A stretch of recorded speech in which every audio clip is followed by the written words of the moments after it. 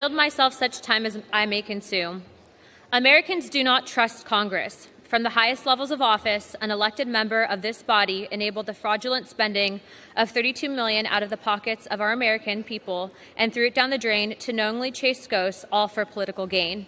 This man occupied a position of the highest trust and authority. As chair of the House Intelligence Committee, Adam Schiff launched an all-out political campaign built on baseless distortions against a sitting U.S. president at the expense of every single citizen in this country and the honor of the House of Representatives. What's up, everyone? Breaking down some serious political fireworks today. We've got Congresswoman Anna Paulina Luna absolutely torching Adam Schiff on the House floor for what she calls years of deliberate lies and abuses of power. This isn't just another congressional spat. We're talking about serious allegations of wasting $32 million in taxpayer money and manipulating classified information. Let's dive into how this fierce Congresswoman dismantled one of Washington's most controversial figures piece by piece. With access to sensitive information unavailable to most members of Congress and certainly not accessible to the American people, Schiff abused his privileges claiming to know the truth, while leaving Americans in the dark about this web of lies. Lies so severe that they altered the course of the country forever. The lie that Gentlelady will suspend. The House is not in order. Members, please take your conversations off the floor. The lie that President Donald Trump colluded with Russia to steal the 2016 presidential election, revealed to be completely false by numerous investigations, including the Durham report. The lie that the Steele dossier, a folder of falsified and since completely debunked collusions, accusations funded by the Democrat Party, had any shred of credibility. Yet Schiff read it into congressional record as fact. Lies concocted and compiled in a false memo that was used to lie to the FISA court to precipitate domestic spying on U.S. citizen Carter Page, violating American civil liberties. Not only was this egregious abuse of Schiff's privileged access to classified information, but this memo was littered with 17 major mistakes and omissions. The groundless memo violated Carter Page's civil liberties, publicly assassinated his character, and subjected him to multiple abusive, unlawful investigations. Mr. Schiff exploited his position as chair of Intel Committee and every opportunity possible, threatening national security, undermining our duly elected president, and bringing dishonor upon the institution. Perhaps most unforgivable, Schiff ripped apart American families across the country with repeated false narratives. His own political good was served by permanently destroying family relationships and sowing lasting division across our land, which we live with every single day. The perpetrator of this web of deceit became mainstays on cable news, waking up every morning with one goal: to lie to the American people that there was a direct evidence of Russia collusion. Despite transcripts from Schiff's investigation showing that the Director of National Intelligence, former Obama Attorney General, and FBI Director, to name a few, went on record telling Schiff's committee that there was no direct evidence for his criminal conspiracy.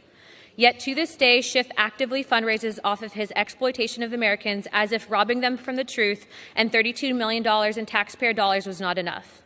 Can anyone in this chamber comprehend this list of crimes and yet somehow believe that there should not be an answer for it? This is not a partisan act. This is not a conservative versus liberal vote. This is a clear vote between right and wrong, and I urge you to do the right thing. I will end with repeating with what I started with. The American people do not trust Congress. The cyclical pattern of lies has worn down the credibility of every institution and every official in the United States government. You see it, I see it. If we run away from this opportunity to hold this man accountable, there is only one fault, and that is of ourselves. We will betray the people who trusted us and sent us here to do the right thing. We will be responsible for the end of any shred of justice in this body, and we will reject the duty that we swore an oath to protect upon taking office. I reserve the balance of my time. Gentlewoman reserves. Gentleman. And from Colorado, Representative Lauren Boebert. Gentlewoman's recognized. Thank you, Mr. Speaker, and thank you to my colleague Anna Paulina Luna for leading on this very important issue.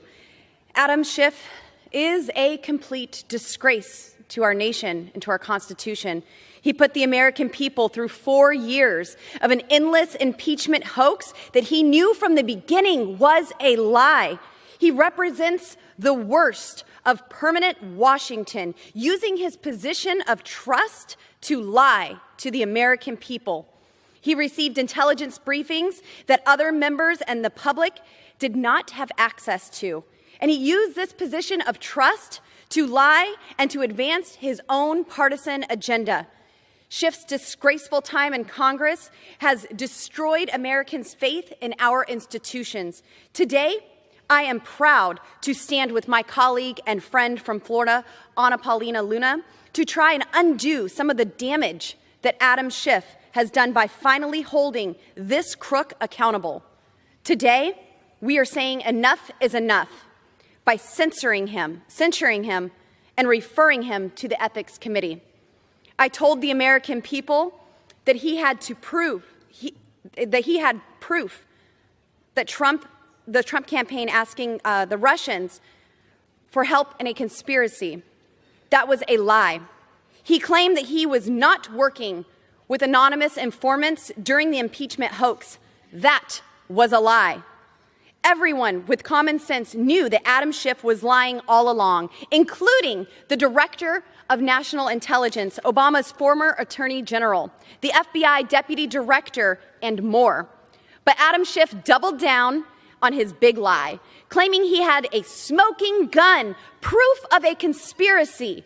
But the only conspiracy going on was his conspiracy to defraud the American people by taking down their duly elected president. I yield 2 minutes to Representative Boebert. The gentlewoman's recognized. When Adam Schiff got caught lying, he did what all liars do and tried to cover the truth even more. He even used his taxpayer-funded staff to ask Twitter to censor journalists fact-checking his lies. But Adam Schiff won't get out of this one by calling in a favor. Today, we are holding him accountable and censuring him for his lies to the American people. To restore the trustworthiness of the House of Representatives, every member should vote to censure Adam Schiff so that we can speak with one voice to assure the American people that these lies will not be tolerated. I urge every one of my colleagues with good and decent intentions to vote for this resolution. If Adam Schiff has a shred of human decency left, he would resign from Congress in disgrace. His tombstone should read of his failed career in Congress and should be one word: liar. I yield back. Gentlewoman reserved. And with that, Senator Schiff. Thank you, Mr. Chairman. Mr. Sauer, you've served as one of the President's defense lawyers. Should cases arise in the Justice Department involving the same cases in which you represented him, will you recuse yourself? Senator, thank you for the question. As reflected in the ethics agreement that I have signed and in the regulations of the Department of Justice, as to any matter that were to come before me that might require a recusal obligation, I would consult with the Department of Justice ethics officials and follow my recusal obligations. So you'll consult with the career ethics lawyers at the department? Yes, that's correct. You are aware, of course, that the career ethics officials at the department have been fired, demoted, transferred. They no longer exist. The two people in that office are one of your fellow criminal defense lawyers of Donald Trump and a political appointee who graduated from law school just a few years ago. They don't exist. So who are you going to consult? Are you going to go to one of his other criminal defense lawyers to find out if you should recuse yourself? Senator, I'm not aware of any personnel actions that you've described, so I can't speak directly to those. I've just recently been through a process where I was consulting closely with a career DOJ I'll tell you, attorney. Mr. Sauer, those actions have taken place. And the two appointees are political appointees. The people who will make the recusal recommendations to you are political appointees. One was Mr. Bove's former chief of staff. The other was a fellow criminal defense lawyer for Donald Trump. If that's who you're going to for recusal advice, no one can have confidence that that judgment will be made properly. But let me move on to another question.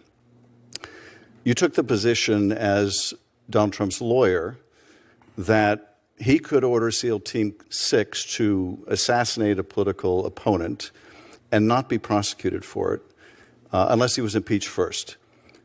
Should the president order the use of violence against a political appointment, will that continue to be your position as the lawyer for the United States? Will you represent to the court that any prosecution should be dismissed if the president is not first impeached?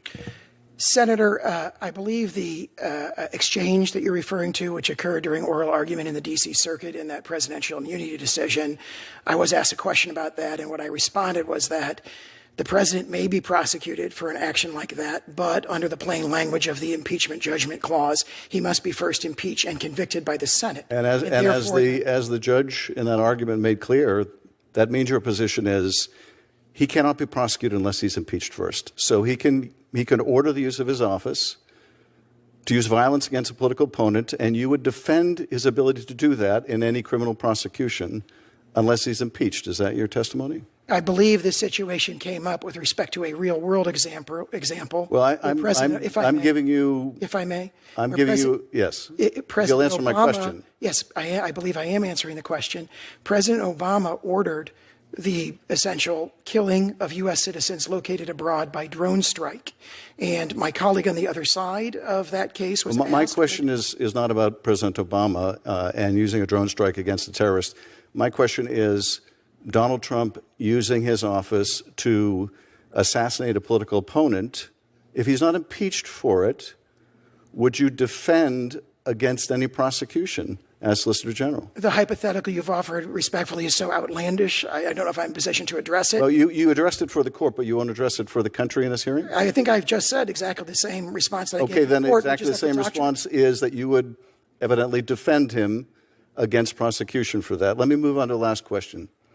The department moved to dismiss a corruption case against the mayor of New York.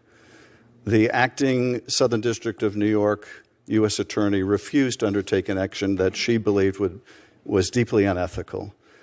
So then it fell on her number two, Hagen Scotton, to do the dirty deed of dismissing this case. This is what he said. Any assistant U.S. attorney would know our laws and traditions do not allow using the prosecutorial power to influence other citizens, much less elected officials, in this way. If no lawyer with an earshot of the president is willing to give him that advice, then I expect you will eventually find someone who is enough of a fool or enough of a coward to file your motion, but it was never going to be me. My question to you, Mr. Sauer, is, would that be you? Would that be you if it fell to you to dismiss that case? Would you be the coward or fool willing to dismiss that case on behalf of the president? I certainly can't speak to any official action that I might or might not take in a hypothetical scenario. I will say that there was a distressing lack of letters like this during the weaponization of justice. Well, there is a disturbing presence of letters like this, and your answer tells me that it would be you. My colleagues have praised your legal skills. I have no doubt about your knowledge of the law. But to me, you can't be a good lawyer if you use the law to subvert the law, if you use our system to undermine our system. And I'm deeply afraid that's what you've done, and that's what you will do in this position. I yield back. Let me say to the three of you, thank you for agreeing to serve our nation. Thank you for going to the Department of Justice. The gloves came off immediately when Luna took the floor. She accused Schiff of exploiting his position as House Intelligence Committee chair to push what she called completely fabricated Russia collusion narratives against Trump. According to Luna, Schiff knew all along there was nothing there. Adam Schiff launched an all-out political campaign built on baseless distortions against a sitting U.S. president at the expense of every single citizen in this country, Luna declared, pointing out that Schiff had access to sensitive intelligence most members of Congress never saw. What makes this so damning is Luna's claim that Schiff was sitting on testimony from Obama-era officials, including intelligence directors and attorney generals, who told his committee directly there was no evidence of collusion. Yet Schiff went on TV constantly claiming he had direct evidence of conspiracy. The Durham report later confirmed what many suspected. This was, in Luna's words, a massive web of lies. The financial aspect of Luna's takedown hit hard. She blasted Schiff for enabling what she characterized as the fraudulent spending of $32 million of American taxpayer money, thrown down the drain to knowingly chase ghosts, all for political gain. Think about that for a second. While Americans struggle with inflation and economic challenges, $32 million was directed toward investigations that intelligence officials allegedly told Schiff privately had no merit. Luna pointed out that even after multiple investigations debunked these claims, Schiff continued fundraising off these same false narratives. But it wasn't just about the money. Luna argued this deception had real consequences for American families, ripping them apart with false narratives and sowing lasting division, which we live with every single day. One of the most serious allegations involved what Luna described as a false memo used to obtain FISA warrants against Carter Page, a U.S. citizen. According to Luna, this memo contained 17 major errors and omissions, deliberately misleading the FISA court to permit domestic spying. Not only was this an egregious abuse of Schiff's privileged access to classified information, Luna declared, but this memo violated Carter Page's civil liberties, publicly assassinated his character, and subjected him to multiple abusive, unlawful investigations. If you haven't already, smash that subscribe button right now for more unfiltered political coverage. I break down what the mainstream media refuses to touch, so make sure you're getting notifications for all my uploads. After Luna's blistering attack, Representative Lauren Boebert stepped up to reinforce the censure resolution.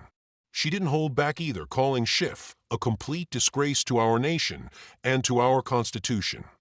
Boebert accused Schiff of using taxpayer-funded staff to pressure Twitter to censor journalists who were fact-checking his claims.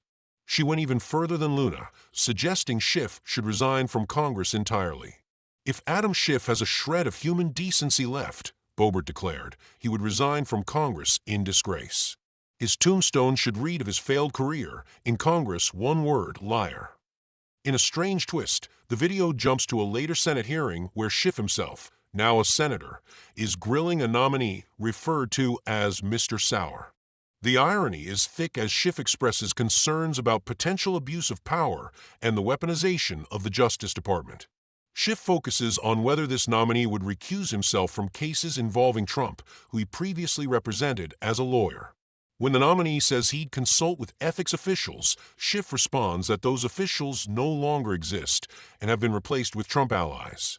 Then Schiff brings up a truly wild scenario, claiming the nominee had previously argued that a president could order SEAL Team 6 to assassinate a political opponent without facing prosecution unless impeached first.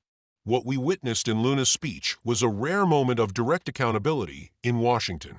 She closed by telling her colleagues this wasn't about partisanship, but about right versus wrong. The American people do not trust Congress, Luna warned. If we run away from this opportunity to hold this man accountable, there's only one fault, and that is of ourselves. Whether you think Luna's takedown was justified or political theater, it represents the growing demand from voters for accountability from those in power. The question remains, will actions like Luna's censure resolution help restore trust in our institutions, or is this just another chapter in America's ongoing political warfare? That's all for today's breakdown. Drop your thoughts in the comments below, and let me know if you want more coverage on congressional showdowns like this one.